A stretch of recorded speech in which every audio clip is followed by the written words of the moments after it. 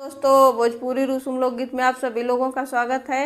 मैं आप लोगों को एक चुटकुला गीत सुनाने जा रही हूँ। अगर जो मेरी वीडियो पसंद आए तो मेरे वीडियो को लाइक और चैनल को सब्सक्राइब कर दीजिएगा। बगियवा में जय मलिया तय बोलिया बोले, बगियवा में जय मलिया तय बोलिया बोले।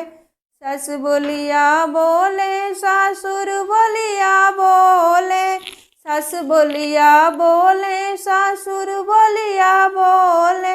ससुरु जी के जय लड़के तय बोलिया बोले, ससुरु जी के जय लड़के तय बोलिया बोले।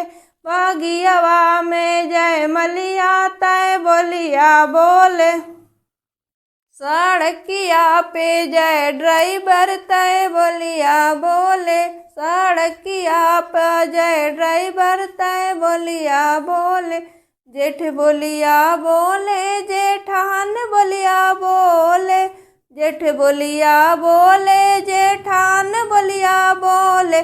जेठान जी के जय लड़के तय बोलिया बोले, जेठान जी के जय लड़के तय बोलिया बोले। कुअनवा पे जय कहरा तय बोलिया बोले, कुअनवा पे जय कहरा तय बोलिया बोले।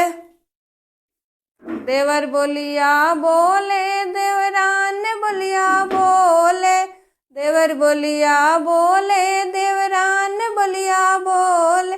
देवर जी के जय लड़के तय बोलिया बोले, देवर जी के जय लड़के तय बोलिया बोले।